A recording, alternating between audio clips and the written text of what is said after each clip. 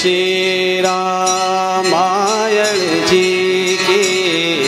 आरती श्री रामायण जी की। कीरति कलित ललित सिय पी की। कीरत करित ललित सिय पी की। गावत ब्रह्मादिक मुनि नारद। गावत ब्रह्मादिक मुनि नारद। वाल्मीकि विज्ञान विशारद। वाल्मीकि विज्ञान विशारद। सुख सनकादिशेष अरु सारद। सुख सनकादिशेष अरु सारद। बरनि पवन सुत कीरतिनी की। बरनि पवन सुत कीरतिनी की। आरती श्री रामायण जी की। आरती श्री रामायण जी की। कीरति कलित ललित सिय पी की। कीरत कलित ललित सिय पी की। गावत वेद पुराण अष्टदश। गावत वेद पुराण अष्टदश। छौ शास्त्र सब ग्रंथन को रस। छौ शास्त्र सब ग्रंथन को रस। मुनि जन धन संतन को सर्वस। मुनि जन धन संतन को सर्वस। सार अंश सम्मत सब ही की। सार अंश सम्मत सब ही की। आरती श्री रामायण जी की। आरती श्री रामायण जी की। कीरति कलित ललित सिय पी की। कीरति कलित ललित सिय पी। गावत संतत शंभु भवानी। गावत संतत शंभु भवानी। अरुघट संभव मुनि विज्ञानी। अरुघट संभव मुनि विज्ञानी। गरुड़ के की। आरती श्री रामायण जी की। आरती श्री रामायण जी की। कीरति कलित ललित सिय पी की। कीरति कलित ललित सिय पी की। कलिमल हरनि विषय रस फीकी। कलिमल हरनि रसय रस फीकी। सुभग सिंगार मुक्ति जुगती की। सुभग सिंगार मुक्ति जुगती की। दलन रोग भव मूरि अमी की। दलन रोग भव मूरि अमी की। तात मात सब विधि तुलसी की। तात मात सब विधि तुलसी की। आरती श्री रामायण जी की। आरती श्री रामायण जी की। कीरति कलित ललित सिय पी की। कीरति कलित ललित सिय पी की। कीरति कलित ललित सिय पी की। कीरति कलित ललित सिय पी की। त्वमेव माता च पिता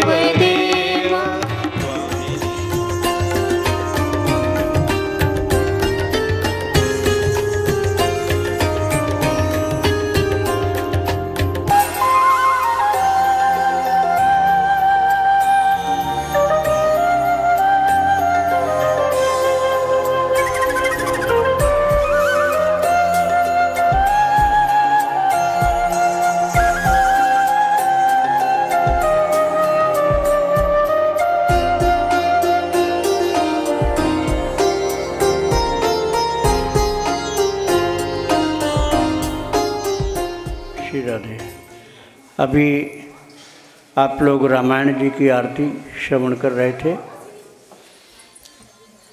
श्री रामायण जी में सभी शास्त्रों का सार, सभी उपनिषदों का, वेदों का, सभी स्मृतियों का, जिसको आप कल प्रातःकाल 7 बजे से अब तक लगातार पाठ करते रहे एवं श्रवण करते रहे। इस दृष्टि से आप लोगों ने संपूर्ण श्री राम चरित्र को अपने अंदर एक प्रकार से धारण कर लिया और राम जी ही कृष्ण हैं, इसमें कोई संदेह नहीं। स्वयं भगवान श्री राम ही पहले त्रेता युग में राम रूप में, द्वापर युग में भगवान श्री कृष्ण के रूप में आते हैं और कलयुग में सबके लिए भक्ति रस का दान करने के लिए अपने शिष्यों प्रशिष्यों सहित पधारे। और उस समय उनका रूप था संत का, इसलिए उनको संत के रूप में माना गया। किंतु तथ्य यही था कि स्वयं रामानंदः स्वयं रामः प्रादुर्भूतो महीतले। रामानंद स्वयं भगवान श्री राम ही थे, जो कलयुग में रामानंद स्वयं राम प्रादुर्भूतो महीतले। तो मैं यही चाहता हूँ कि पहले भगवान श्री रामानंद जी की स्तुति को गान करें।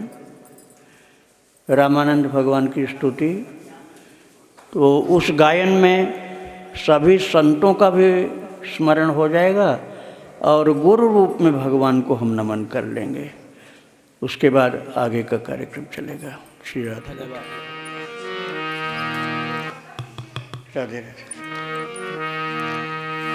श्री रासेश्वरी श्री ठाकुर भगवान की जय। परम गुरु श्री रामानंदाचार्य भगवान की जय। सद्गुरुदेव भगवान की जय। सुखदाई है गुरु का परम प्रिय धाम रे, मिले जहाँ सियावर राम रे। सुखदाई है गुरु का परम प्रिय धाम रे, मिले जहाँ सियावर राम रे। हाँ, सुखदाई है गुरु का परम प्रिय धाम रे, मिले जहाँ सियावर राम रे। सुखदाई है गुरु का परम प्रिय धाम रे, मिले जहाँ सियावर राम रे। स्वयं राम जी परम गुरु बनी रामानंद कहाए। स्वयं राम जी परम गुरु बनी रामानंद कहाए। तीर्थराज प्रयाग में प्रकटे, काशी में पुण्य आए। हो प्रिय गुरु चरणों का ध्यान रे, सुखदाई है गुरु का परम प्रिय धाम रे, मिले जहाँ सियावर राम रे।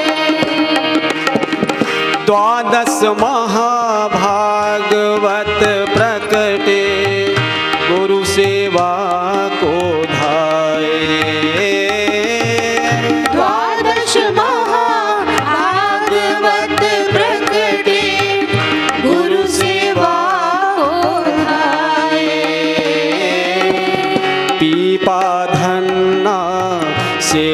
कबीरा सिद्ध संत कहलाए।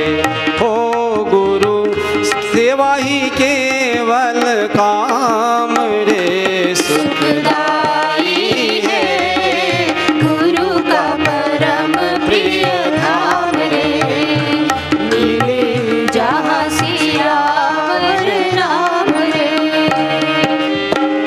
सुखा अनंत सुर सुरायोगा गालव भावानंदा। सुखानंद सुर सुरायोगा गालव भावानंदा। श्री रैदास गुरु के प्यारे श्री नरहर आनंदा।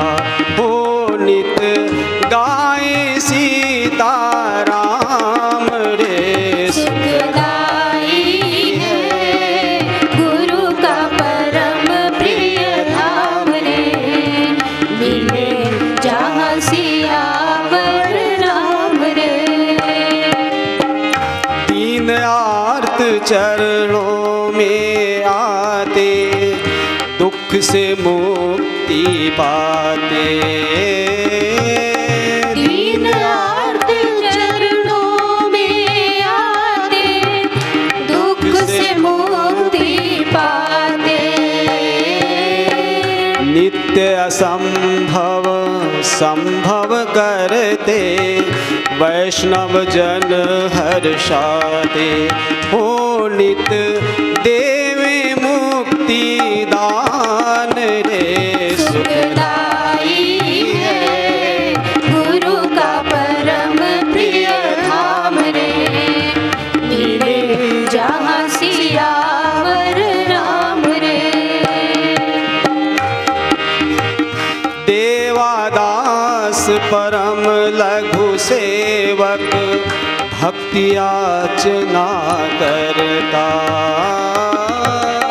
देवदास परम लघु सेवक भक्ति याचना करता।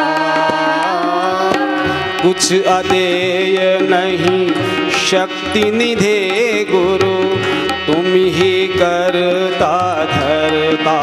हो ही आवे श्यामा श्याम रे, सुखदाई है गुरु का परम प्रिय धाम रे, मिले जहाँ सियावर राम रे।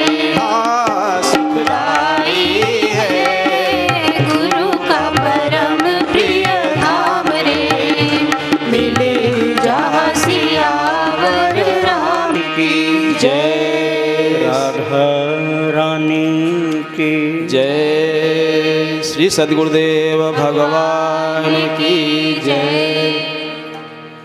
श्री राधे राधे। यद्यपि आप लोग YouTube के माध्यम से प्रतिदिन सत्संग श्रवण करते हैं, भक्त चरितावलियाँ मुख्य होती हैं, उसमें हम भगवान श्री रामानंद जी और उनके शिष्यों का वर्तमान में श्रवण करा रहे हैं। फिर भी जब यहाँ प्रत्यक्ष सत्संग उपलब्ध होता है तो जिज्ञासुजन अपनी जिज्ञासाओं का पत्र भी मेरे सम्मुख प्रस्तुत करते हैं।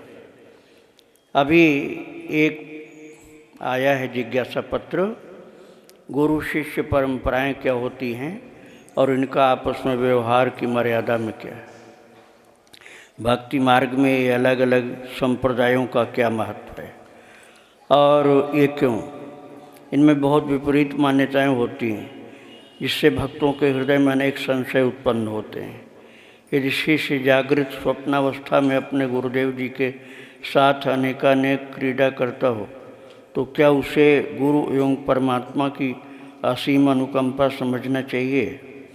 ये किसी प्रश्नकर्ता का जिज्ञासा पत्र है। थोड़ा थोड़ा मैं लूँगा, एक पत्र का ही विस्तार नहीं किया जाएगा। इसके पहले किसी ने मुझसे पूछा है कि भगवान के नाम की शक्ति के विषय में मेरा क्या अनुभव है। मेरा खुद का। तो मैं तो और संतों के अनुभव को ज़्यादा महत्व देता हूँ, और ऋषियों का, शास्त्रों का, देवर्षि नारद जी का, वाल्मीकि जी का, तुलसीदास जी का, सूरदास, मीरा जी का, इन लोगों के अनुभव को महत्व ज़्यादा मैं देता हूँ। फिर भी कोई मेरा ही पूछना चाहता है तो मैं एक छोटा सा अपना सुना करके फिर आगे चलूँगा। प्रभु की कृपा से गंगा जी के किनारे कर्णवास में मैं 9 वर्ष रहा। वहाँ मुख्य कार्य था, ये भगवान की कृपा से ही था, नाम जप करना। तो जो चीज़ ज़्यादा अपने पास हो तो उसी के विषय में चिंतन होता है। तो उस समय मेरे मन में एक दिन हो रहा था चिंतन कि इसमें क्या शक्ति और क्या सामर्थ्य हो। पूछा गया इसलिए बता रहा हूँ, नहीं तो बताता नहीं।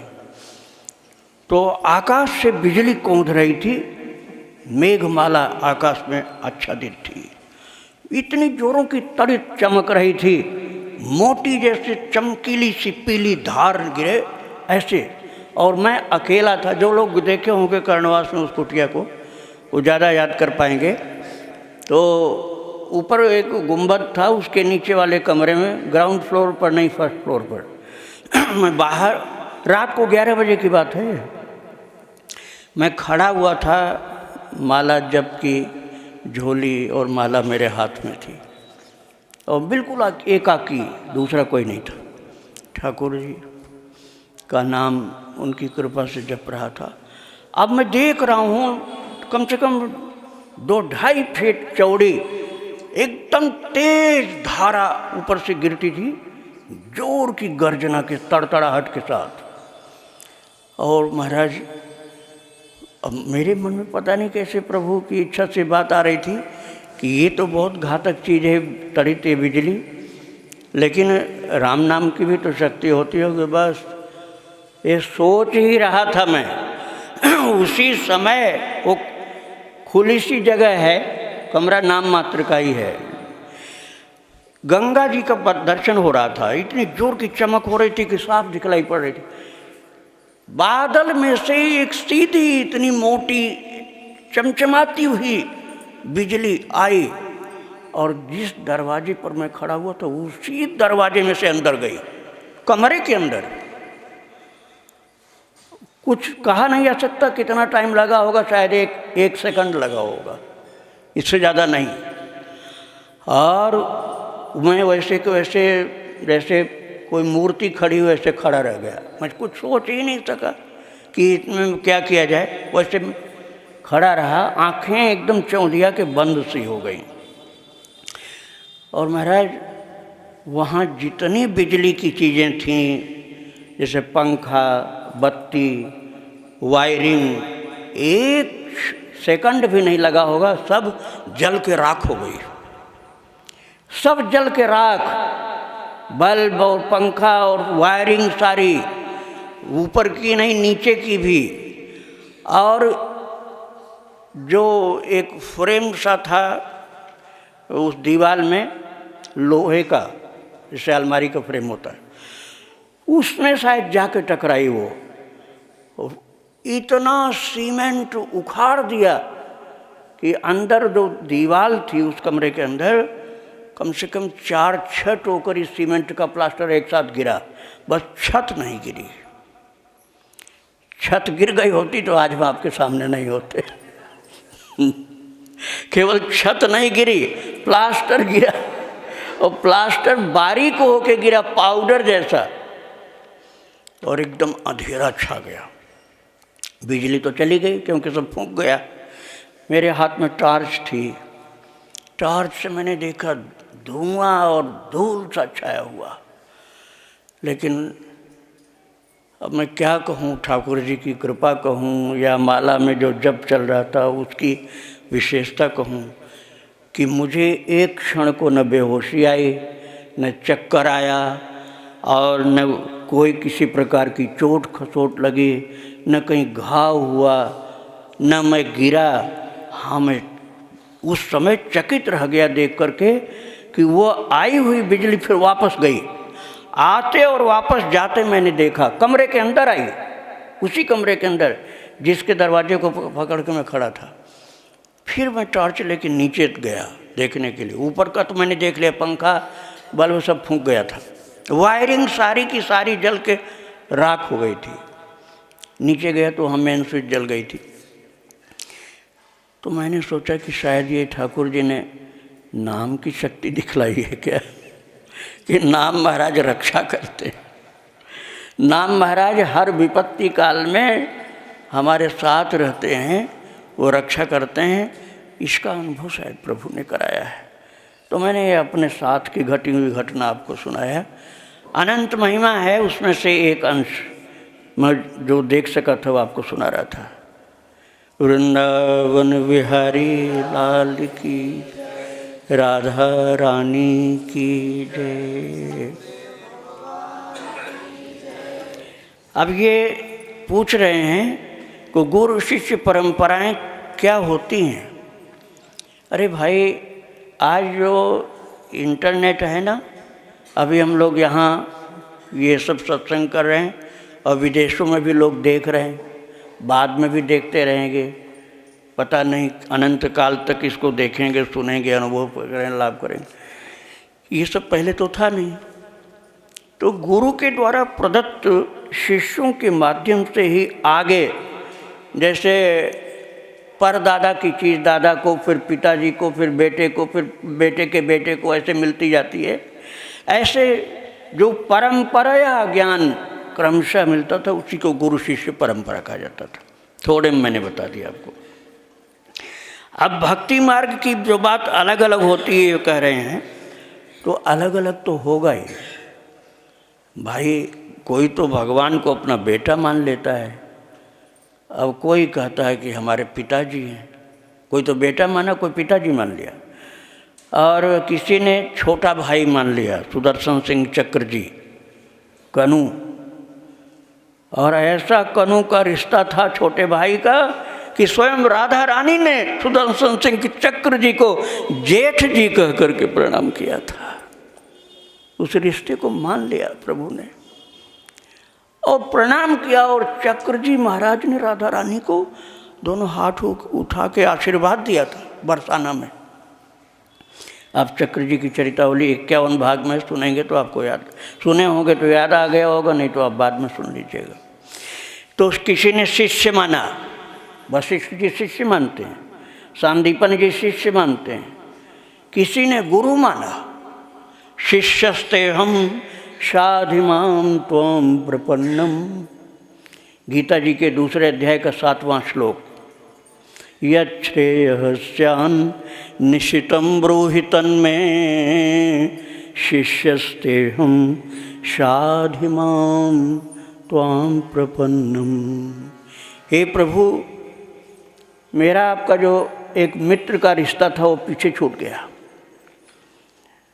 आप मेरे साला, मैं आपका जीजा। अर्जुन जीजा, कृष्ण साले, वो रिश्ता पीछे छूट गया। और इस समय तो शिष्यस्ते हम शाधिमां त्वां प्रपन्नम। प्रभु, मैं आपका चरणों का सच्चा शरणागत शिष्य हूँ। आप मेरे लिए कठोरता के साथ आदेश करके बताइए कि मेरे लिए क्या कल्याणकारी है, और मैं वही करूँगा। और संपूर्ण गीता का उपदेश हो जाने के बाद अर्जुन ने पूछा कि प्रभु सब सुना चुके? बोले हाँ, अब तू बता, अब तू क्या निर्णय लिया? बोले करिष्ये वचनम तव, आपके मुख से जो शब्द निकलेगा वही मेरा परम धर्म होगा, कुछ भी मैं नहीं सोचूंगा। जो आपके मुख से शब्द निकलेगा उसको पालन करना मेरा परम धर्म होगा। सिरधरि आयसु करिए तुम्हारा, परम धर्म यह नाथ हमारा। अब किसी ने भाई माना, किसी ने गुरु माना, किसी ने शिष्य माना, किसी ने बेटा माना, किसी ने पिता माना, किसी ने प्रियतम माना। अब प्रियतम और प्रिया के बीच की बात और लोग जान पाएंगे क्या? कौन जानेगा उस अंतर के कक्ष की बात जहाँ पूरा बंद है चारों तरफ से? नहीं जान सकता ना। इसीलिए ये जो कह रहे हैं कि भिन्न भिन्न संप्रदाय में दिखलाई पड़ता है, तो संप्रदाय में तो भिन्न भिन्न होगा ही होगा।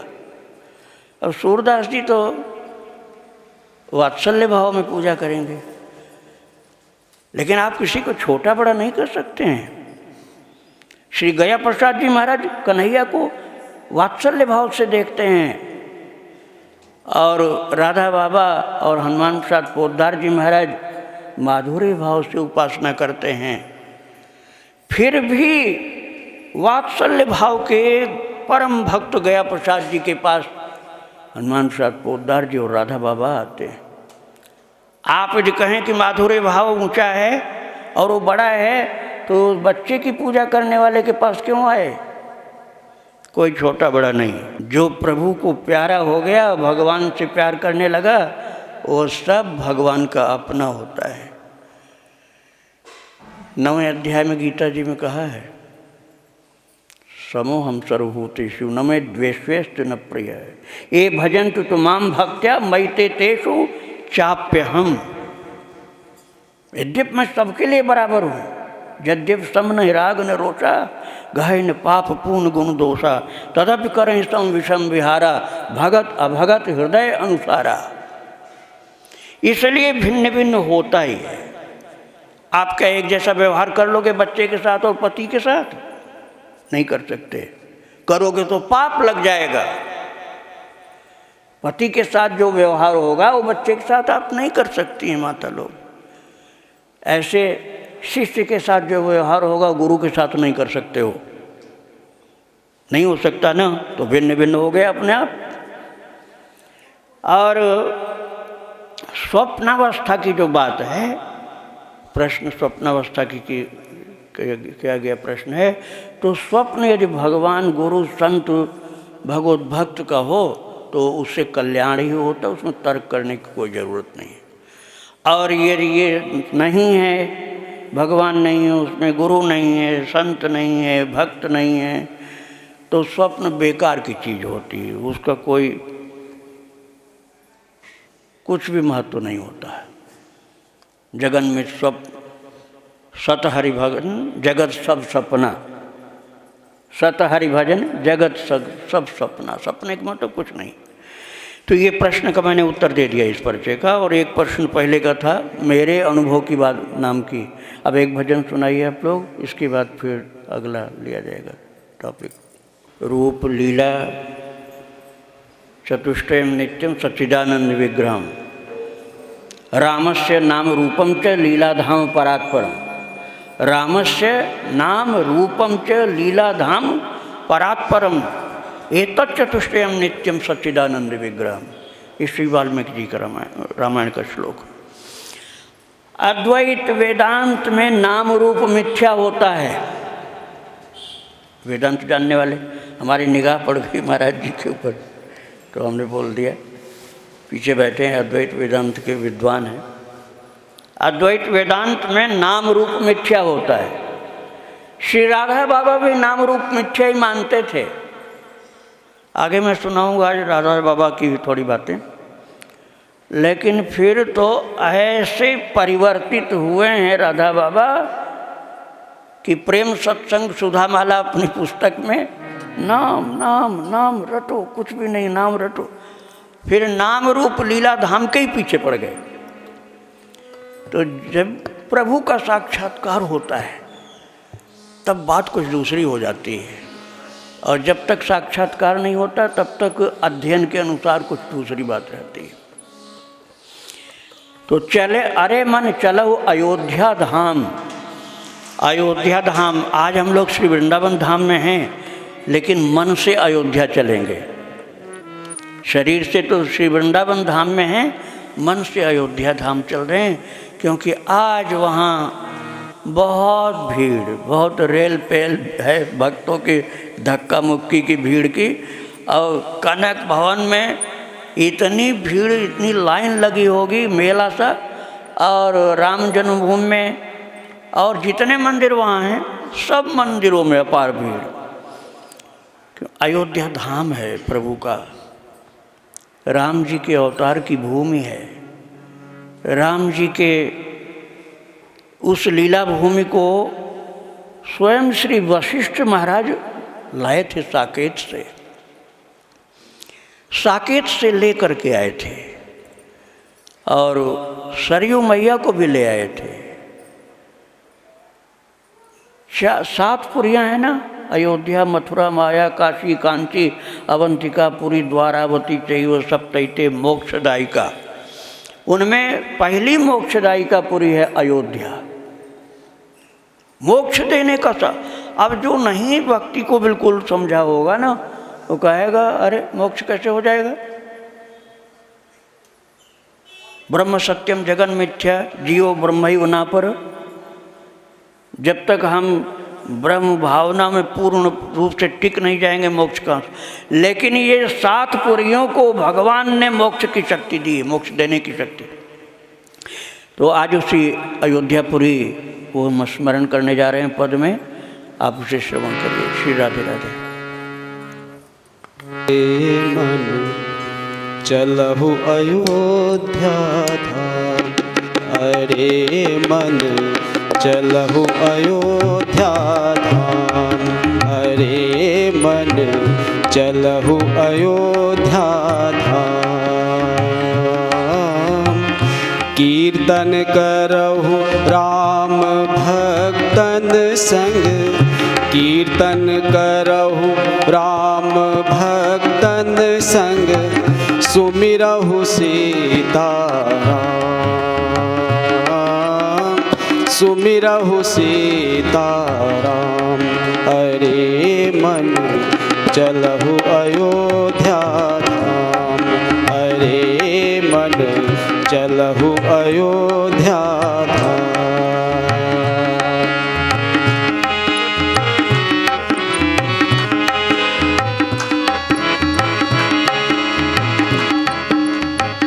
त्रिशासमन सरयू जल से कर, त्रिशासमन सरयू जल से कर, अति निर्मल गुण धाम। ओ भक्तो अति निर्मल गुण धाम। संत प्रसादी क्षुधा शमन कर, संत प्रसादी क्षुधा शमन कर, मन होवे निष्काम, मन होवे निष्काम। अरे मन चलहु अयोध्या धाम, अरे मन चलहु अयोध्या धाम, अरे मन चलहु अयोध्या धाम।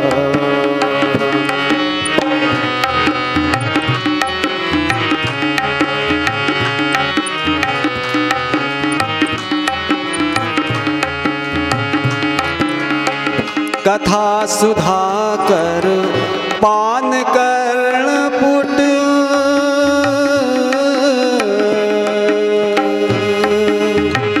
कथा सुधाकर पान कर्ण पुट, पावन ललित ललाम। ओ भक्तो पावन ललित ललाम। संतन पद रज वदन लगावहु, संतन पद रज वदन लगावहु, लहु रतन हरि नाम, लहु रतन हरि नाम। अरे मन चलहु अयोध्या धाम, अरे मन चलहु अयोध्या धाम, अरे मन चलहु अयोध्या धाम।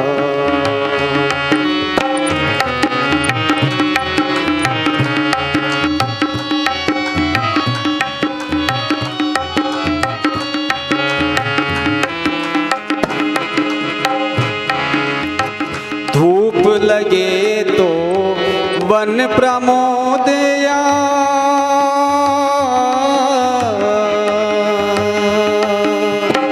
धूप लगे तो प्रमोद या कनक भवन सुख धाम। ओ भक्तों कनक भवन सुख धाम। देवादास कृपा कर मिली है, देवादास कृपा कर मिली है, सिया राम अभिराम, सिया राम अभिराम। हरे मन चलहु अयोध्या धाम, हरे मन चलहु अयोध्या धाम। कीर्तन करहु राम भक्तन संग, कीर्तन करहु राम भक्तन संग, सुमिरहु सीताराम, सुमिरहु सीताराम।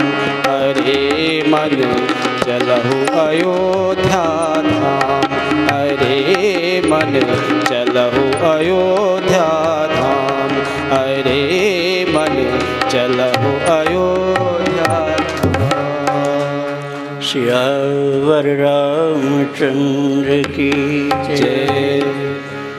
श्री अयोध्या जी में राम जन्म का आज उत्सव मनाया जा रहा है। कई लोग ऐसा कहते हैं कि वाल्मीकि जी ने राम जी को भगवान नहीं कहीं लिखा, किंतु ये बात जिन्होंने वाल्मीकि रामायण का अध्ययन सही ढंग से नहीं किया वही कहते हैं। जो राम जी का जन्म हुआ आज रामनवमी के दिन, तो वाल्मीकि जी अपने रामायण में अपने श्लोक में कहते हैं प्रोद्यमाने जगन्नाथम।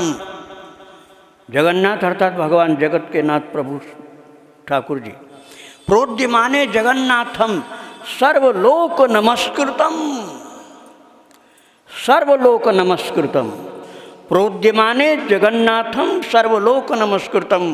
कौशल्या अजनयद रामम दिव्य लक्षण संयुतम। कौशल्या अजनयद रामम दिव्य लक्षण संयुतम प्रोद्यमाने जगन्नाथम सर्वलोक नमस्कृतम। उसके बाद तो भगवान सब बाल लीला भी करते हैं, छोटी छोटी लीलाएं, घुटने के बल भी चलते हैं, काक भुचुंडी कौआ बन के आते हैं।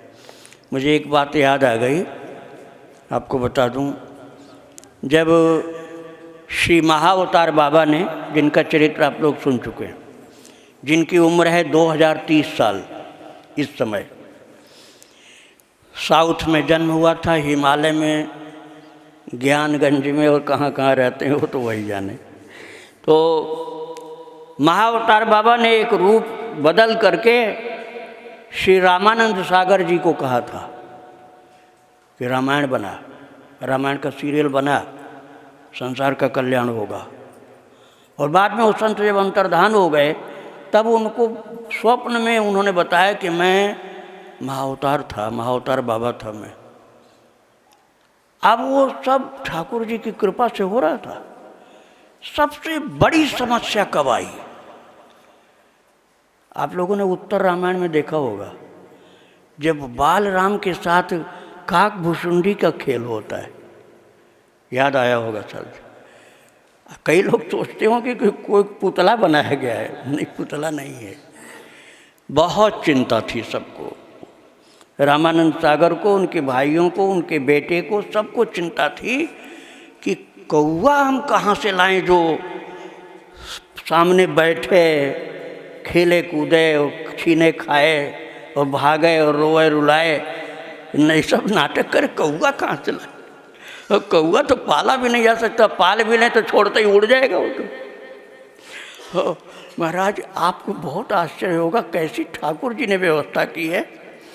जिस समय उमरगांव नाम की जगह है, गुजरात में है उमरगांव नाम की जगह, जहाँ पर शूटिंग होती थी, तो उमरगांव देहात जैसी जगह, तो वहाँ जिस समय ये लोग चिंता मग्न थे कि कौआ कहाँ से लाएं काकभुसुंडी के प्रसंग के लिए, उसी समय पेड़ की निचली डाल पर एक कौआ काँव काँव काँव करने लगा,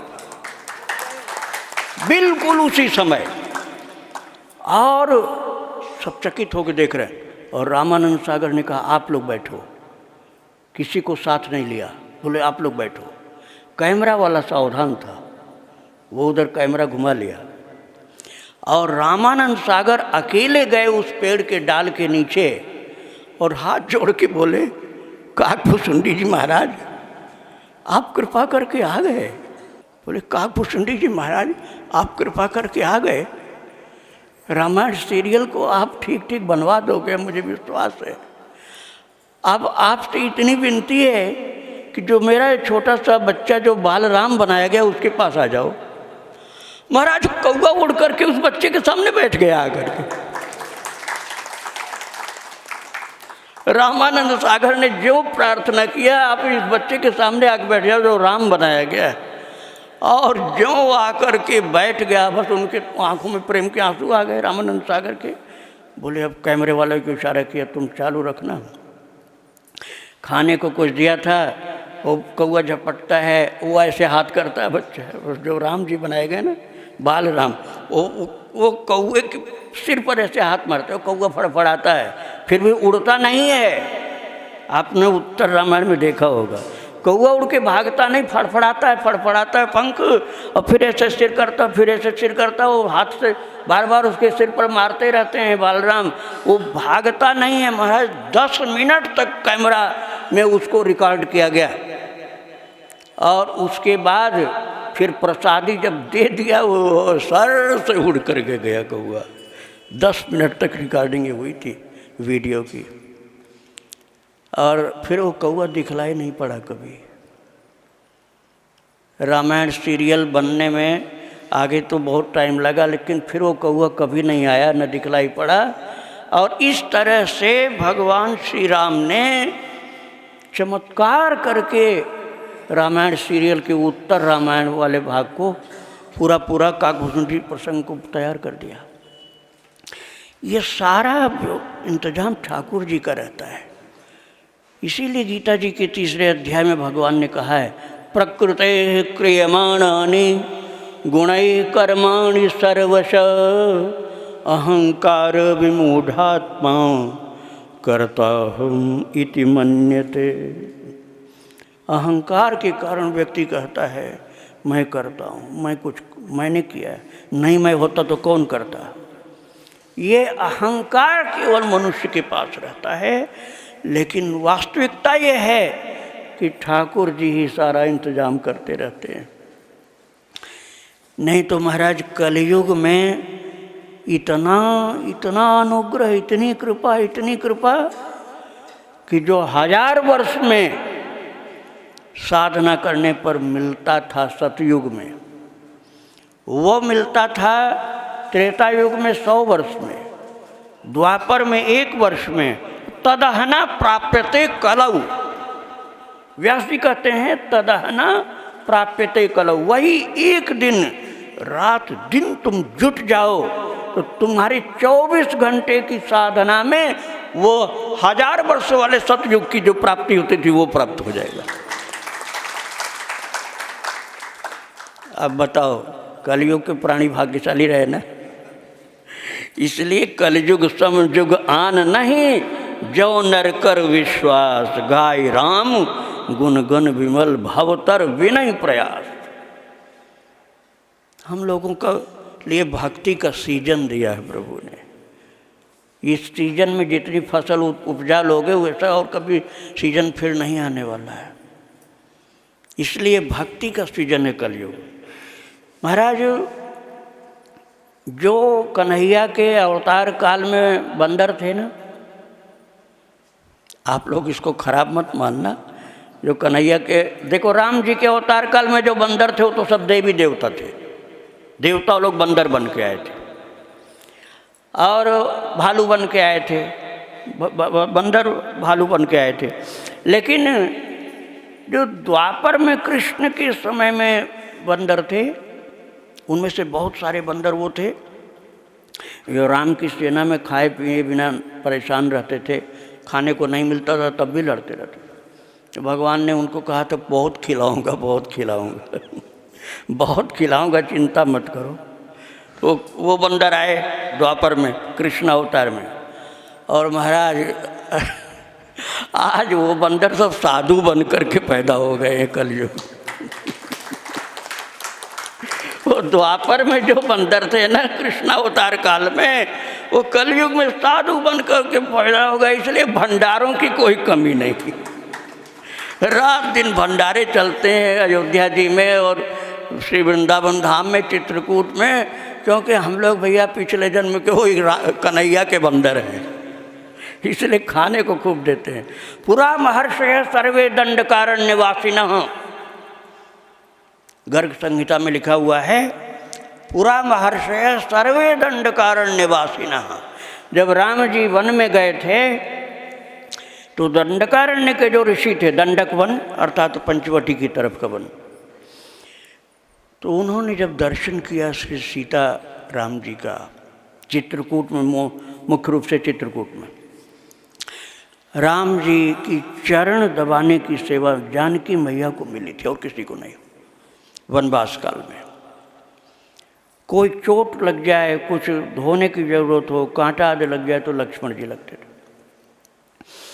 तो ये दर्शन प्राप्त करने पर पूरा महर्षय सर्वे दंडकारण्यवास, दंडकारण्य के सभी दंड जो महर्षि लोग थे, उन्होंने कहा राम जी ये सौभाग्य हमें नहीं मिलेगा क्या, हमारे ऊपर भी कृपा कर दीजिए, हम भी चरण सेवा कर लें।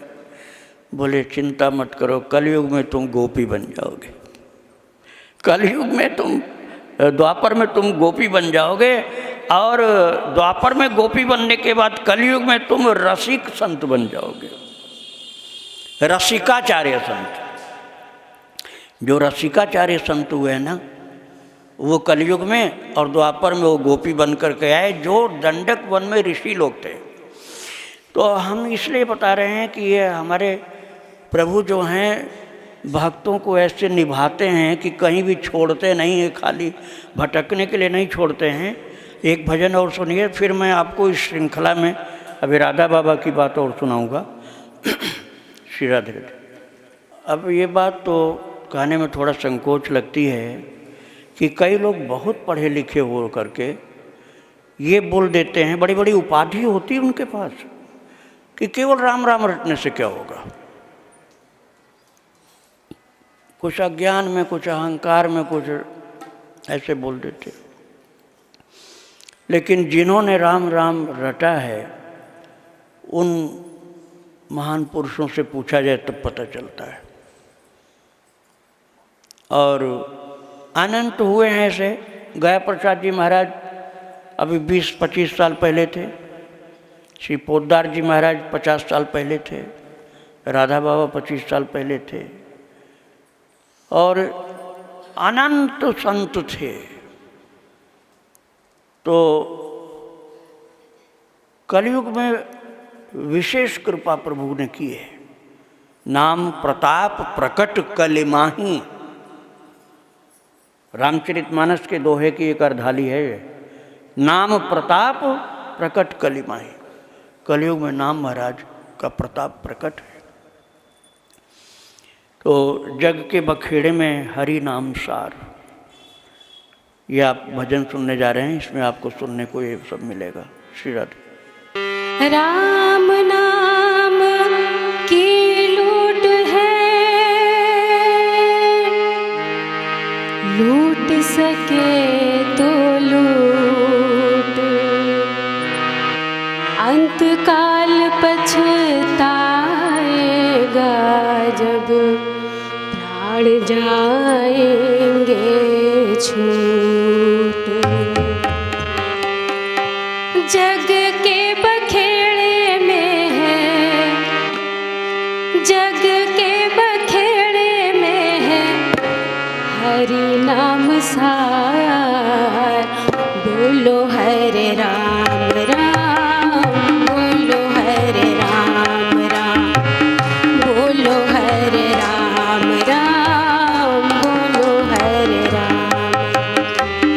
जग के बखेड़े में है, जग के बखेड़े में है हरि नाम सार। बोलो हरे राम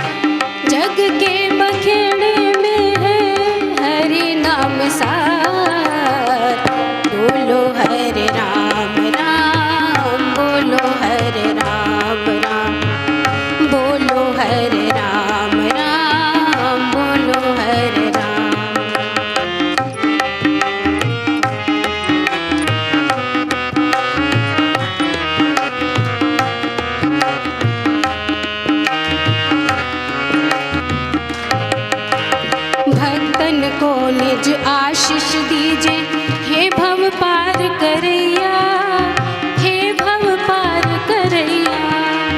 भक्तन को निज आशीष दीजे, हे भव पार करैया, हे भव पार करैया।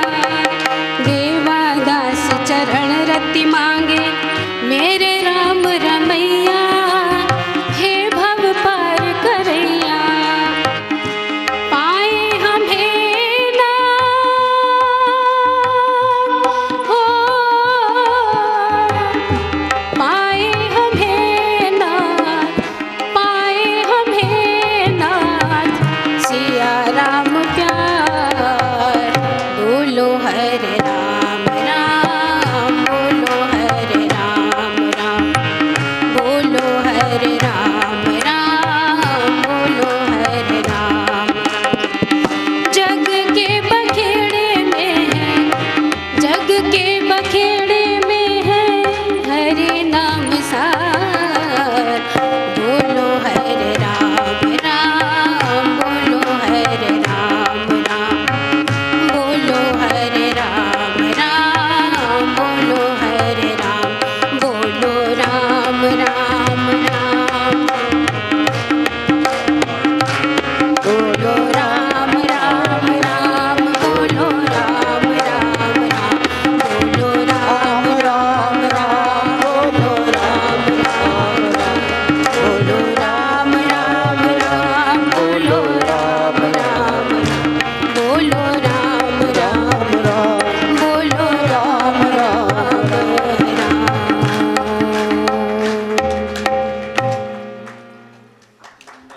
वन बिहारी लाल की जय, राधा रानी की जय। श्री सद्गुरुदेव भगवान की जय। सबसे सरल साधन है नाम महाराज का आश्रय। जो भी नाम आपको प्रिय लगता है उसी नाम का आश्रय पकड़ लीजिए और उसी नाम जपने से ही प्रगति होती चली जाएगी। कहाँ किसी स्थिति में नाम आपको पहुँचाएगा ये कोई बता नहीं सकता है। महाराज आपने भक्तों की चरितावली श्रवण किया है ना। विजय कृष्ण गोस्वामी जो श्री वृंदावन धाम में भी रहे, रामकृष्ण परमहंस के सम्मुख जाकर बैठते थे बचपन में। योग माया माता कहने के लिए संसार में उनकी अर्धांगिनी थी, लेकिन ऐसी थी जैसे शारदा रामकृष्ण परमहंस की अर्धांगिनी थी। ऐसे ही विजय कृष्ण गोस्वामी की अर्धांगिनी थी योग माया। साक्षात नाम के ही प्रताप से कैलाशपति भगवान शंकर अपनी शक्ति से वृंदावन धाम से उठा के ले गए थे उनको। कहाँ? कैलाश। नाम की साधना से। और उस समय वो कमरा बंद था, पूरा को पूरा बंद था। कोई खिड़की नहीं खुली थी, कोई रोशनदान नहीं, कोई दरवाज़ा नहीं खुला था। सेवक जो था ब्रह्मचारी शिष्य, उसने जरा सा ऐसे सिर घुमाया और फिर जब सिर सीधा किया तो देखा माया, योग माया नहीं थी, अर्थात थी ही नहीं, अंतर्धान। तो उन्होंने विजय कृष्ण गोस्वामी से पूछा कि गुरुदेव माता जी कहाँ गई? तो विजय कृष्ण गोस्वामी हंसने लगे, बोले वो अब यहाँ नहीं है। कहाँ है महाराज जी? बोले उसको कैलाशपति बुला ले गए, कैलाश पर पहुँच गई हैं पार्वती जी से मिलने के लिए। अर्थात नाम की शक्ति अनंत होती भक्तों। कुछ कुछ अवतारी पुरुष होते हैं जो इस कार्य को करने के लिए, इसका संदेश देने के लिए, इसका अनुभव अपने जीवन में उतार करके दूसरों को समझाने के लिए ही जन्म लेते हैं। और ऐसे जब पुरुष जन्म लेते हैं तो वहाँ ईश्वर की संधिनी शक्ति काम करती है। जैसे आह्लादिनी शक्ति भगवती राधा रानी है, ऐसे संधिनी शक्ति होती है जो भक्त की रक्षा के लिए भगवान की तरफ से नियुक्त होती है। और श्री राधा बाबा, मैंने हनुमान प्रसाद पोद्दार जी महाराज का चरित्र आपको 45 भाग में सुनाया, और राधा जी बाबा का पूरा नहीं सुनाया है, तो इसलिए मैं अब सोच रहा हूँ कि ये सुनाया करूँगा प्रत्यक्ष जब आमने सामने हम आप होंगे। तो राधा बाबा का जन्म हुआ था, अथवा प्राकट्य कह सकते हैं, बिहार में जहानाबाद जिले में सोनभद्र नदी है। सोनभद्र नदी के निकट में फखरपुर नाम का एक गांव है, वहाँ उनका जन्म हुआ था। उनके जो पितामह थे अंबिका दत्त जी, वो बहुत अच्छे संस्कृतज्ञ थे, और इनके जो पिताजी थे, राधा बाबा के पिताजी, महीपति उनका नाम था, वो इतने वैरागी थे कि वो विवाह करने को बिल्कुल नहीं तैयार, किसी हालत में नहीं। माँ की बात नहीं मानते, पिता की बात नहीं मानते, बोले नहीं मुझे नहीं विवाह करना है, और भाइयों का करो। और उनके कुल खानदान में पूजा होती थी दुर्गा माता की, तो स्वप्न में दुर्गा माता प्रकट हो गई और महीपति जी से कहा, महीपति अरे तू शादी कर ले, मैं तेरे घर में एक अंश से प्रकट होने के लिए इच्छा कर रहा हूँ, मतलब पुरुष रूप में। दुर्गा माता कर रही हूँ ऐसा बोलना चाहिए ना दुर्गा। बोले कि मैं बालक के रूप में आऊँगा, बालिका के रूप में नहीं, पुत्री के रूप में नहीं, पुत्र के रूप में आऊँगा तेरे घर में। इसलिए तो बाद में उनको राधा बाबा कहा गया, नहीं तो राधा तो कन्या को कहना चाहिए ना, लेकिन बाबा को राधा बाबा कहा गया, कन्या को नहीं। तो उन्होंने कहा भगवती दुर्गा माता ने कि मैं एक अंश से तुम्हारे घर में अवतरित होना चाहता हूँ, पुत्र बालक के रूप में। तो महीपति को जब साक्षात दुर्गा माता आदेश दे रही थी तो वो हट कैसे चले उनका। उन्होंने कहा माँ जैसी आपकी इच्छा। तो उन्होंने विवाह किया, और जो माता थी ना अधिकारिणी देवी, वो अधिकारिणी देवी ने बताया था कि मेरे जितने और बच्चे हुए उन सब के जन्म के समय तो बहुत प्रसव वेदना हुई, लेकिन जब चक्रधर पैदा हुआ, चक्रधर नाम था इनका, राधा बाबा का बचपन में नाम था चक्रधर। तो अधिकारिणी देवी वो माता कहती थी कि जब चक्रधर पैदा हुआ तो मेरी थोड़ा सा भी कष्ट नहीं हुआ, ये कब जन्म ले लिया मुझको मालूम भी नहीं हुआ। वो कहती थी इसीलिए मुझे विश्वास है कि कोई दैवी शक्ति का बालक है, दैवी शक्ति का बालक है, ये विश्वास है मुझको, माँ ऐसा कहती थी। और महाराज था ऐसा गुण उनके अंदर बचपन से ही। जब वो 5 साल के थे, सन 19 की बात है, 1919 की, तो वहाँ उनके गांव में एक रामायणी जी आए थे। वो प्रसंग सुना रहे थे रामायण का। सादर शिव का शीश चढ़ाए, एक एक को कोटिन पाए। रामायण में लिखा हुआ बालकांड पे। वो जो शिव जी का आराधन किया था ना, राम जी ने भी किया था, लेकिन सात्विक पूजा थी और रावण की पूजा तामसिक थी। तो सादर शिव को शीश चढ़ाए, एक एक सिर चढ़ाया, सादर शिव को शीश चढ़ाए, एक एक कोटिन पाए। अब बच्चे के मन में बात बैठ गई। अब बताओ, चक्रधर तो 5 वर्ष का बच्चा, उसने सोचा इसका मतलब शिव जी को सिर चढ़ाया जाए तो बड़े खुश होते हैं। अब वो चाकू लेके गया शिव जी के पास। अब सोचने लगा कि सिर काट पाएंगे कि नहीं काट पाएंगे, सिर काट के चढ़ाना चाहिए। लेकिन जब वो चाकू लगाया तो उसने समझा मुझसे नहीं कटेगा, मुझसे नहीं कटेगा। तो उस चक्रधर बालक ने अपनी उंगली काटी, जोर से काटा, उंगली, खून बहने लगा और तुरंत टपकता हुआ खून शिवलिंग पर चढ़ा दिया।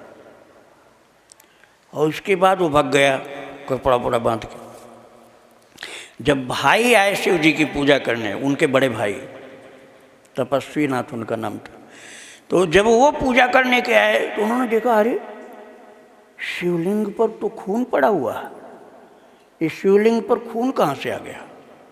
सफाई उफाई किया। अब फिर दूसरे दिन आए, जब दूसरे दिन तपस्वीनाथ जी आए तो उन्होंने देखा फिर खून पड़ा हुआ, मतलब दूसरी उंगली काटा था, दूसरी उंगली फाड़ी थी और फिर खून चढ़ाया था। अब बहुत चिंता हुई बड़े भाई को कि लगता कोई अमंगल होने वाला। अरे शिव जी के ऊपर खून कहाँ से आगे गिर जाता है। अब वो उन्होंने सोचा कि अब मैं पकड़ूंगा ये कहाँ से खून आता है, और छिप के कहीं से बैठे हो तो देखा कि छोटा भाई आया और खून काटा उंगली ब्लेड से, और टप टप टप खून गिरने लगा और शिवलिंग पर चढ़ाने लगा। उन्होंने पकड़ा तुरंत, अरे ये क्या कर रहा है? अरे रावण ने सिर चढ़ाया था भैया, मैं तो केवल उंगली काट के चढ़ा, मैं तो केवल उंगली काट के चढ़ाया हूँ। समझाया नहीं, ये नहीं करते, तू रावण थोड़े है, ये पूजा सही नहीं तेरी। अब उसके अगले दिन क्या घटना घटी कि कोई मृतक लोग कंधे पर ले करके जा रहे थे दरवाजे के सामने से, तो अब उनको याद आ गया चक्रधर बालक को कि मुर्दा जहाँ फूंका जाता है वहाँ की राख भगवान शिव जी लगाते हैं अपने शरीर में। आप लोगों ने सुना होगा ना। तो बहुत जगह, अब महाकालेश्वर में तो ऐसा प्रमाण मिलता है कि पहले चढ़ाया ही जाता था, लेकिन अब बंद हो गया, यज्ञ भस्म लगाया जाता है ब्रह्म मुहूर्त में। अब यज्ञ भस्म चढ़ाते हैं, पहले श्मशान की भस्म लगाते थे। तो लेकिन आप वो समझ लीजिए कि शिव जी की नकल हम लोग नहीं कर सकते हैं। शिव जी जय सुख लाग पुरारी अशुभ वेश कृत शिव सुखद, अशुभ वेश कृत शिव सुखद, अवधपुरी नर नारी ते सुखमा संतत मगन। अयोध्यावासी उस सुख को प्राप्त कर लेते हैं जिस सुख को प्राप्त करने के लिए शिव जी अपनी साधना में अपने को छिपा करके स्मशान की राख लपेटते हैं, मुंडमाल पहनते हैं। तो जब प्रेम की उपासना होती है ना, अयोध्यावासी प्रेम की भक्ति कर रहे हैं, वृंदावनवासी प्रेम की भक्ति करते हैं, तो भगवान उनको सब अनुभव करा देते हैं। लेकिन उन्होंने सुना था चक्रधर जी ने, तो वो बालक 5 वर्ष का बच्चा, तो वो मुर्दा ढोने वाले जो लोग कंधे पर लेके जा रहे थे उनके पीछे पीछे पीछे पीछे चलना शुरू किया कि हम आज देखते हैं कि ये लोग कहाँ जलाते हैं। श्मशान घाट देखा नहीं था, तो चलता गया घर से निकल के वो बालक, और वहाँ पहुँचा जहाँ श्मशान में वो मुर्दा जलाया गया। अब इसकी बात सोच लिया, अभी तो आ गया, अभी तो मैं कैसे लाऊंगा, जगह देख लिया, रात को आके ले जाऊंगा। और रात को जब बालक आया तो डर के मारे काँप रहा, श्मशान में जा रहा हूँ, कोई भूत न मिल जाए, कोई चुड़ैल न मिल जाए, कोई पकड़ न ले। लेकिन फिर भी शिव जी को राख चढ़ानी श्मशान की, इसलिए जाके एक मुट्ठी भरा राख और भगा जोर से। एक मुट्ठी राख भर के वो बालक भागता गया, भागते भागते शंकर जी के ऊपर जाकर पटक दिया, लो श्मशान की राख। अब उसको समझ में आया कि पूरी भक्ति आज हुई है। और जब उसके बड़े भाई आए सुबह, तपस्वीनाथ जी, उन्होंने देखा आज तो मुर्दा की राख होना पड़ी है। वो समझ गए उसी का काम है, उसी का काम है चक्रधर का। उन्होंने चक्रधर को पकड़ा, चक्रधर ये मुर्दा की राख तू डाला शंकर जी के ऊपर। अब क्या बोले, झूठ तो बोलना नहीं था, कांपने लगा, हाँ भैया मैंने डाला। क्यों? अरे शंकर जी राख लपेटते हैं मुर्दे की। अरे ये उपासना हमको तुमको नहीं करनी चाहिए, सात्विक उपासना करनी चाहिए। सात्विक उपासना में बिल्वपत्र चढ़ाते हैं, गंगा जल चढ़ाते हैं, और महाराज आरती करते हैं, राम नाम सुनाते हैं। सात्विक उपासना करनी चाहिए। समझा दिया इस तरह से कि उन्होंने तमोगुणी उपासना बंद कर दी।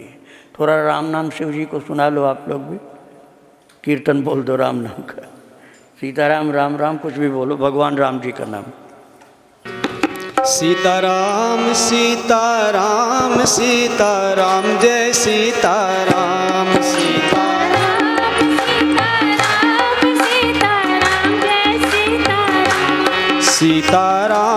सीताराम सीताराम जय सीताराम सीताराम सीताराम सीताराम जय सीताराम सीताराम सीताराम सीताराम जय सीताराम सीताराम सीताराम सीताराम जय सीताराम सीताराम सीताराम सीताराम जय सीताराम सीताराम सीताराम सीताराम जय सीताराम सीताराम सीताराम सीताराम जय सीताराम सीताराम सीताराम सीताराम जय सीताराम सीताराम सीताराम सीताराम जय सीताराम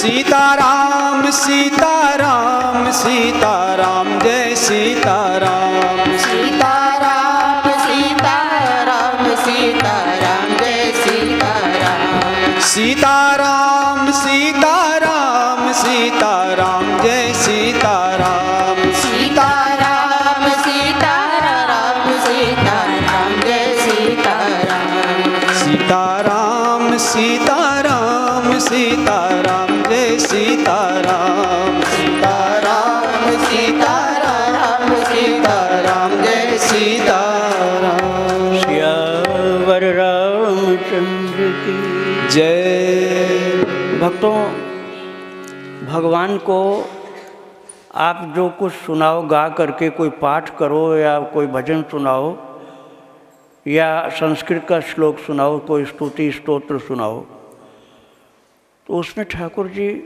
शुद्धि अशुद्धि को ज़्यादा नहीं देखते हैं। शुद्धि अशुद्धि का विवेक वहाँ पर जरूरी होता है जहाँ दक्षिणा लेनी हो, जहाँ सकाम कर्म हो, जहाँ अनुष्ठान हो, जहाँ किसी कामना की पूर्ति के लिए आयोजन किया गया हो, वहाँ अशुद्ध पाठ गलत होता है। वहाँ दक्षिणा लेने का अधिकार भी खत्म हो जाता है और उसका फल भी नहीं मिलता है। और जहाँ भक्ति के लिए करना है, निष्काम करना है कोई पाठ, मैं इसलिए आपको बता रहा हूँ कि इसका प्रमाण मेरे पास है। चक्रधर जैसे बालक को जन्म देने वाली माता अधिकारिणी देवी, जो राधा बाबा की माँ थी, वो बिल्कुल अनपढ़ थी, एक अक्षर का भी ज्ञान नहीं था, किंतु उस माता को जितना कंठस्थ था, आज हम पढ़े लिखे लोगों को उतना कंठस्थ नहीं है। संपूर्ण गीत गोविंद कंठस्थ था, संपूर्ण गीत गोविंद जयदेव जी महाराज का कंठस्थ था। मैं नहीं कह रहा हूँ कि बहुत शुद्ध पाठ करती थी माता, लेकिन कंठस्थ था। संस्कृत तो पढ़ी नहीं थी, हिंदी भी नहीं पढ़ी थी, पाठ शुद्ध भले न हो, लेकिन पाठ सुनाती थी भगवान को। रामायण के बहुत सारे प्रसंग कंठस्थ थे, भागवत के बहुत सारे प्रसंग कंठस्थ थे, सत्यनारायण व्रत कथा पूरी याद थी, रुक्मिणी मंगल आदि बहुत सी जो पाठ की पुस्तकें वो सब याद थी। और महाराज, आपने गीत गोविंद की महिमा सुना ही होगा कि जहाँ गीत गोविंद गाया जाता है वहाँ कृष्ण पीछे पीछे भागते हैं। जयदेव जी का चरित्र मैंने सुनाया है तो आपको बताया था। तो ये माता अधिकारिणी देवी जो थी, ये चक्रधर अर्थात राधा बाबा की माँ, ये रोजाना कृष्ण को गीत गोविंद सुनाती थी। और मैं तो यही कहूँगा, बाद में भले वो वेदांती हो गए थे, बाद में भक्त हुए, वो सब तो एक लंबी बातें हैं, लेकिन जो नींव पड़ी, नींव एकदम प्रारंभ की, वो वही थी जो उस शिक्षा विहीन कह सकते हैं, अनपढ़ कह सकते हैं, उस माता के भाव भरे हृदय से जो गीत गोविंद को रोजाना पाठ होता था, उसी पाठ को सुनते सुनते राधा कृष्ण इतने प्रसन्न हो गए कि राधा बाबा जैसे संतान को उनको प्रदान कर दिया, महान पुत्र को जन्म दिया। और महाराज मैंने बताया ना कि जब जन्म हुआ तो माता को कष्ट भी नहीं हुआ था। और शिव जी का जो अभी बता रहा था कि पूजा करते थे, तो अब सात्विक पूजा, तामसिक पूजा छूट गई, सात्विक पूजा करने लगे। और उनको शिव जी की कृपा पर बड़ा विश्वास। शिव जी का एक नाम विश्वास है। आप मानस पढ़ोगे ना, भवानी शंकरौ वंदे श्रद्धा विश्वास रूपिणौ, तो विश्वास के रूप हैं शिव जी। और इतना विश्वास कि एक प्रोग्राम हुआ था उनके स्कूल में, उसमें मेडल मिलना था, सिल्वर का, चांदी का मेडल मिलना था। बड़ा चमकीला उस पर धागा लगा हुआ मेडल दिखा दिया गया बच्चों को, ये मिलेगा, जो फर्स्ट आएगा उसको मिलेगा। अब वो छोटे कद के थे, राधा बाबा छोटे कद के थे, बचपन से बूढ़े तक। तो अब वो जो कबड्डी वाले और खेल कूद वाले, उछल कूद करने वाले, लंबी कूद, ऊंची कूद वाले, वो सब आगे निकल, तो वो पीछे रह गए। अब उन्होंने शिव जी का बस जा करके पकड़ा दामन, सिर रख दिया उनके शिवलिंग पर, कहा प्रभु मेरी तो लाज आपके ही हाथ में है, मुझे वो मेडल चाहिए वो चांदी वाला जो मेडल है वो मुझको चाहिए, और मैं कुछ नहीं जानता हूँ, बस मेरी एक इच्छा पूरी करो। देखो निष्काम होने की बात बहुत बाद में आती है, बचपन में तो यही सब रहता है ना कि मैं पास हो जाऊँ प्रभु, पास हो जाऊँ। हर बच्चा यही कहता रहता है मैं पास हो जाऊँ। कितने तो संतों से भी यही मांगते हैं मंदिर में। अब अपने अपने बचपन को याद कर लो, स्कूल से आते जाते रास्ते में मंदिर पड़ता होगा तो हाथ जोड़कर यही कहते होते कि मुझे अच्छे नंबर से पास कर देना प्रभु। सभी बचपन में ऐसे ही करते। तो शिव जी से अड़ गए कि प्रभु मेरी ये बात पूरी करिए आप, मुझे वो चांदी का मेडल मिलना चाहिए। और महाराज अब शिव जी तो भगवान है, सामर्थ्य सब कुछ है उनके पास। अब उन्होंने देखा था कि इस बच्चे में कितना लगन है। ये नहीं जानता था कि तमोगुणी उपासना है, सात्विक उपासना नहीं, इसलिए उंगलियां काट काट के खून चढ़ा डाला इसने, और मुर्दा की राख रात में जाकर के स्मशान से उठा लाया। भले ही सात्विक ज्ञान नहीं था इसको, लेकिन जो सुना सत्संग में उसके अनुसार लग गया ये आराधना में, और खतरा मोल लिया, पूजा मेरी किया। शिव जी को तो पता है। अब जब बहुत ज़्यादा रोने लगा वो बालक, शिव जी आज तो हमारी नाक नहीं कटनी चाहिए, मेडल तो मुझे ही मिलना चाहिए। तो उस बच्चे को अंदर आवाज़ हुई। आप लोगों ने सुना होगा, भागवत जी के 10वें स्कंद में है कि ब्रह्मा जी को अंदर आवाज़ सुनाई पड़ी थी कि चिंता मत करो, मैं उतार लूँगा। ऐसे ही बालक चक्रधर के अंदर आवाज़ हुई कि तुम गीत गाना, गीत गाने से तुमको वो मेडल मिल जाएगा। एक ही मेडल था वो, जो सबसे ज़्यादा नंबर पाएगा उसी को मेडल मिलना है। पूरे स्कूल में एक मिलना था, चांदी वाला। और गीत गाना वो जानते नहीं थे गीत क्या होता है, उन्होंने म्यूजिक कभी सीखा नहीं, बच्चे को संगीत आता नहीं था, और गाना क्या ये भी नहीं पता था, कोई गाना याद भी नहीं किया था। भाग आ गया भाभी के पास अपने, एक गाना उसने रट लिया और फिर आया। इसके बाद कहा शिव जी मुझको तो गाना आता नहीं। और जब उसको खड़ा किया गया, क्या कर, तुम गीत गाने को बोल रहे थे? हाँ, जो प्रिंसिपल साहब थे उन्होंने कहा कि क्या सुनाना है? बोले गीत सुनाना है हमको। अरे तुम इतने छोटे कद को सब तुमको देख भी नहीं पाएंगे, अच्छा चलो मेज पर खड़े हो जाओ। मेज पर खड़ा कर दिया, मेज पर खड़ा कर दिया। अब सुनाओ कौन सा गीत गाओगे? हमारे पास तबला भी नहीं, हारमोनियम भी नहीं, ऐसे ही गाना पड़ेगा तुमको। तो बिना तबला हारमोनियम के, बिना ढोलक के, बिना झांझ मजीरा, बिना किसी इंस्ट्रूमेंट के ही तुमको गीत गाना होगा। बोले ये सब हम जानते भी नहीं, हमको गीत गाना है। अब आपको आश्चर्य होगा भक्तों, जब चक्रधर जी खड़े हुए हैं, 7 वर्ष के थे उस समय, 7 वर्ष के बालक थे, सन 1921 की बात है। तो वो हाथ जोड़ के शिव जी को याद किए, तो बोले प्रभु अब गीत गाना है, मुझे तो मालूम नहीं कैसे गाया जाता है। महाराज चमत्कार हो गया। बालक ने मुंह खोला, देखने के लिए उस बच्चे ने मुंह खोला चक्रधर ने, लेकिन गीत गाया शंकर भगवान ने। महाराज शिव जी ने गीत गाया। ये कलयुग की घटना है। अब ये घटना कितनी, 102 साल पुरानी घटना है। 102 साल पुरानी घटना है बिहार में, जहानाबाद जिले में, जहाँ वो पढ़ते थे फकरपुर में, वहाँ मिडिल स्कूल की बात है।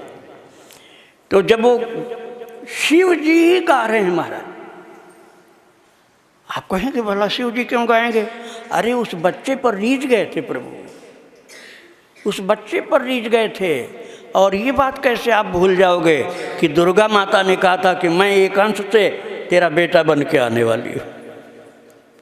जब दुर्गा मैया ही उस बेटे के रूप में आई हैं और वही शिव जी से विनती की है, शिव जी स्वयं गाए। वो गीत जब तक चलता रहा, बालक की आंखें बंद थी, मुंह खुलता था, बंद होता था, चलता था मुंह, और महाराज वो नहीं गा रहा था। बाद में बताया चक्रधर ने अपने घर में जाकर कि माँ हमने नहीं गाया था, शिव जी गा रहे थे। इतना सुंदर स्वर विन्यास, चढ़ाव उतार, रागबद्ध और लयबद्ध, और ऐसी कोकिल कंठी की आवाज़ कि मनुष्य की हो नहीं सकती। महाराज वो गीत समाप्त होने के पहले ही प्रिंसिपल की आंखों से आंसू इतनी गिर रही थी कि वो मेडल उठा लिया। अभी प्रोग्राम समाप्त नहीं हुआ था और चांदी का मेडल उठा लिया। सारे टीचर रो रहे थे, प्रिंसिपल रो रहा था, और सारे बच्चे चौकन्ने होकर देख रहे थे। अरे ये चक्रधर इतना अच्छा गाता है। और वो मेडल प्रिंसिपल भाव विभोर गदगद अवस्था में लाके और बांध दिया उनके बाह में, कहा बेटा विजयी है तू। तो चांदी का मेडल मिल गया चक्रधर को। शिव जी की भक्ति से प्रारंभ हुआ है जीवन। अब आप समझ लो, रामायण में भी लिखा हुआ कई जगह, शिव जी कृपा करते हैं तो भक्ति बहुत ऊंची प्राप्त होती है। इसलिए यदि कोई कहे कि हम तो वैष्णव हैं, हम शिव जी को नहीं मानेंगे, तो यह अपराध हो जाएगा। शिव जी के जैसा कोई वैष्णव नहीं। वैष्णवा नाम यथा शंभु हो। जहाँ विभूति का वर्णन एकादश स्कंद में भागवत जी में किया गया, वहाँ भगवान श्री कृष्ण स्वयं उद्धव जी से इस बात को बोले हैं, वैष्णवा नाम यथा शंभु। हे उद्धव, मैं शिव जी के रूप में स्वयं वैष्णव में श्रेष्ठ वैष्णव हूँ। इसके बाद तो अब उनका जीवन शिव भक्तिमय हो गया। अब वो उनको ये सब ज्ञान नहीं था कि हमें कुछ मांगना नहीं चाहिए, नहीं। अरे प्रभु बड़े उदार हैं। उदारा सर्व एवैते ज्ञानी त्वात्मयो में मतम। आप जाओ 7वें अध्याय में गीता जी में, आर्तो जिज्ञासुरर्थार्थी ज्ञानी च भरतर्षभ। हे भरत श्रेष्ठ अर्जुन, चतुर्विधा भजन्ते माम जनाः सुकृतनोऽर्जुन। चतुर्विधा भजन्ते माम जनाः सुकृतनोऽर्जुन। आर्तो जिज्ञासुरर्थार्थी ज्ञानी च भरतर्षभ।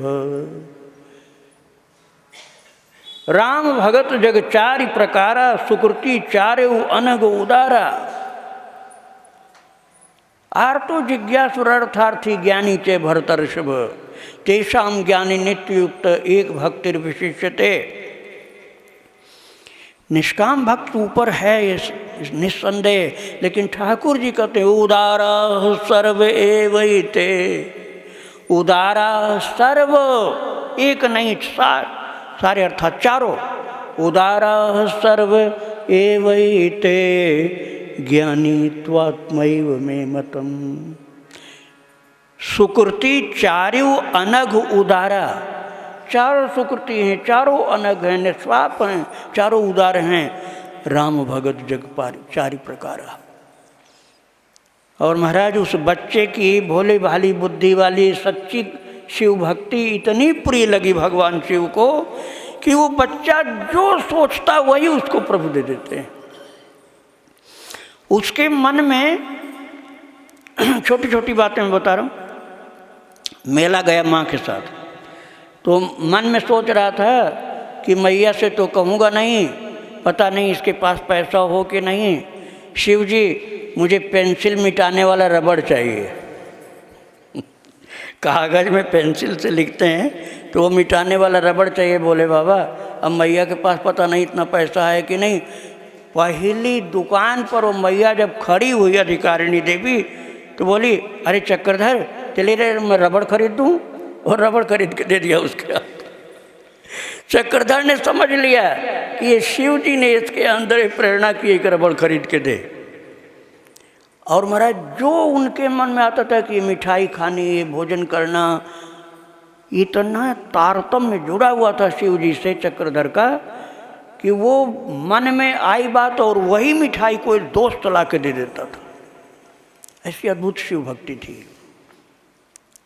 आप लोग एक भजन सुनेंगे, मैं अभी आता हूँ 2 मिनट। श्री राधे राधे भजन सुनो।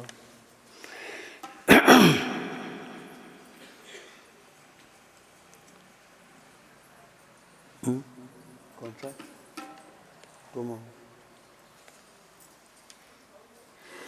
तुमसो कैसे मिलूं मैं आई, हे मनमोहन अति दुस्तर तो माया की कठिनाई। मन तन आदि व्याधि बहु घेरे, भोग न उर से जाई, शमदम नियम तितिक्षा उपरति एव नहीं बने बनाई। देखो कलयुग योग साधना मुश्किल, ज्ञान न उर ठहराई, कर्मकांड संकरता दूषित वस्तु शुद्धि उर्झाई, कन भर सत्संगत मिल जावे खल संगत अधिकाई। इसमें साधक के जीवन में जो कठिनाइयाँ आती हैं, साधक जिन चीज़ों से निराश होने लग जाता है, उन सब का वर्णन है।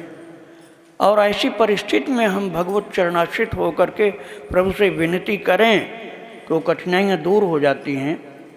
वो साधक के सम्मुख जो कठिनाइयों का विवेचन किया गया है वही आप श्रवण करने जा रहे हैं।